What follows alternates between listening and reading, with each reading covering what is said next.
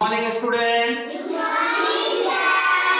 चलो sit down আমরা আজকে একটা নতুন জিনিস শিখব কি শিখব একটা নতুন জিনিস ঠিক আছে চলো আজকে আমরা তোমরা কি সকলে জানো যে যোগ বিয়োগ কিভাবে করতে হয় জানো আচ্ছা যোগ কিভাবে করে বলো তো যোগ কিভাবে করে যদি কোনো কিছু বেড়ে যায় তখন সেটাকে আমরা বলি যোগ তাহলে কোনো কিছু বেড়ে যায় তখন সেটাকে আমরা যোগ বলি একটা পাত্র রয়েছে এটা কি রয়েছে একটা পাত্র রয়েছে পাত্রতে তোমাকে তোমার বাবা 5টা বল দিল কটা বল দিল 5টা বল দিল এবার তুমি তোমার ভাইকে এটা হচ্ছে তুমি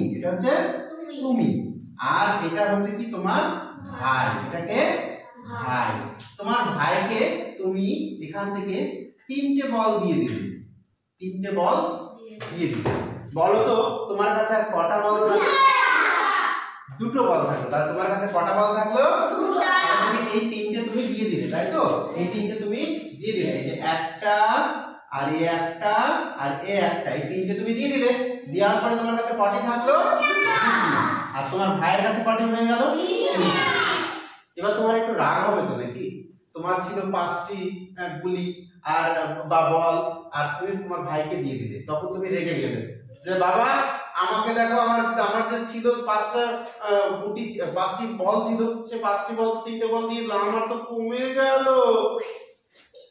তাহলে কি করতে হবে তখন বাবা চুপ কর ঠিক আছে আমি তোকে আরো 5টা বল দিচ্ছি তখন ওর বাবা কি বললো এটা হচ্ছে ওর বাবা এটা হচ্ছে কি ওর বাবা কি বললো ওর বাবা ওকে কি দিল আরো 5টি বল দিয়ে দিল কয়টি বল দিয়ে দিল 5টি বল দিয়ে দিল তাহলে তাহলে কটা বল হলো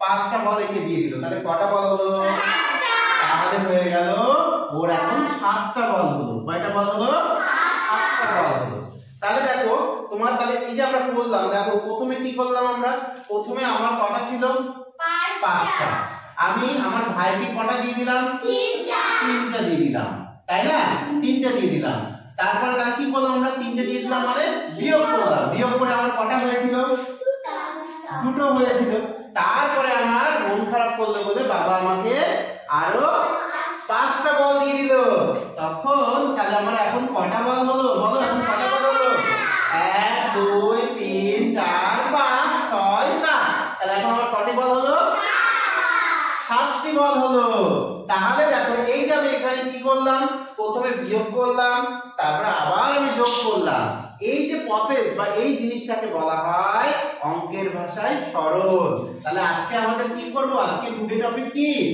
বলো আজকে আমি কি পড়ালাম আজকে পড়ালাম সরলের বেসিক জিনিসটা আমরা শেখালাম সরলের বেসিক জিনিসটা আমি তোমাদের শেখালাম যে সরল কিভাবে করতে হয় এবং সরলটা কিভাবে হয় তাহলে আমরা যদি অঙ্কের ভাষায় লিখি তাহলে কিভাবে লিখবো সরলটাকে যদি আমরা এটাকে অঙ্কের ভাষায় লিখি তাহলে আমরা লিখবো এইভাবে আমরা যখন সরল করব এইভাবে লিখবো ঠিক আছে কিভাবে লিখবো প্রথমে ছিল আমার 5 তাই তো তারপরে কি হলো বলো তারপর আমার ভাইকে দিলাম আমি 3টি বল তারপরে কি করলাম তারপর আমার মন খারাপ হয়ে গেল বলে আমার বাবা আমাকে আবার 5টি বল দিল তাহলে এই যে আমরা এই সংখ্যার জিনিসটাকে লিখছি এটাকেই বলা হয় সরল এটাকে কি বলা হয় সরল বলো সরল জিনিসটা খুব কঠিন কি না সরলটা খুব সহজ জিনিস তাহলে সরল করতে গেলে আমাকে কি করতে হবে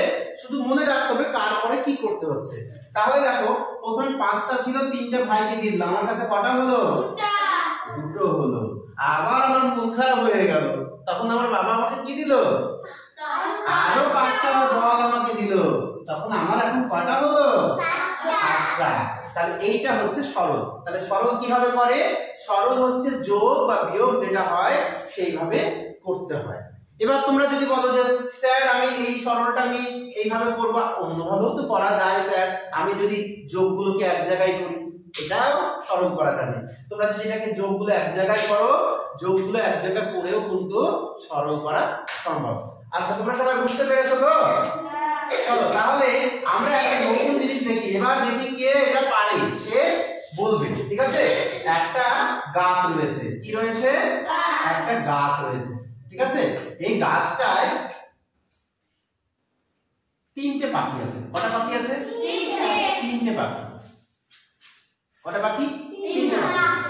আবার কিছুক্ষণ পরে একটা ছেলে এখান থেকে ঢিল মারলো।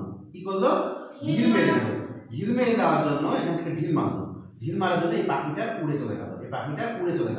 তাহলে এই পাখিটা যখন উড়ে চলে গেল, তাহলে কটা পাখি হলো? তাহলে দেখো কটা পাখি উড়ে গেল? একটা পাখি। তাহলে একটা পাখি উড়ে গেল মানে কি কমে গেল না বেড়ে গেল? আমরা কি করব? বিয়োগ। তারপরে দেখো আমরা কি তাহলে এখন কটা পাখি হলো? বলো তো গাছটায় কটা পাখি হলো? দুটো পাখি হলো। Very good. এইবার আরো দূর থেকে আরো চারটে পাখি উড়ে চলে আসলো এখান থেকে আরো চারটে পাখি এখান থেকে চলে আসলো। চারটে পাখি উড়ে চলে এসে এখানে এসে বসলো। কটা পাখি বসলো? চারটে পাখি এসে বসলো। তাহলে কটা পাখি এসে বসলো? আবার চারটি পাখি এসে বসলো। তাহলে বলো তো কটা পাখি হলো গাছটায়? কটা পাখি হলো? ছটা পাখি। আচ্ছা এইটাকে সরল আকারে লিখতে কিভাবে লেখা যায়? কে পারবে এটা করে দিতে? এই যে এরকম সরল আকারে লিখতে হবে, কে পারবে করতে? চলে এসো না, করে দেখাও। সরল আকারে লিখতে হবে। যে জিনিসটা আমরা লিখলাম এখানে সরল আকারে লেখা। প্রথমে ছিল তিনটি পাখি, ভেরি গুড। তারপরে একটা পাখি উড়ে গেল, তাই না? তারপরে আবার কটা পাখি আসলো? চারটি পাখি উড়ে এসে বসলো। Very good, very good. তাহলে এবার এটাকে যদি আমরা ক্যালকুলেশন করি, দেখো তো কি হচ্ছে। তাহলে তিনটে পাখি থেকে একটা পাখি উড়ে গেল, তাহলে কটা পাখি হলো? দুটো পাখি। আবার চারটে পাখি উড়ে আসলো, তাহলে কটা পাখি হলো? ছটা পাখি। দেখো তো মিলেছে? তাহলে আজকে আমরা কি শিখলাম? খুব ভালো হয়েছে জানো।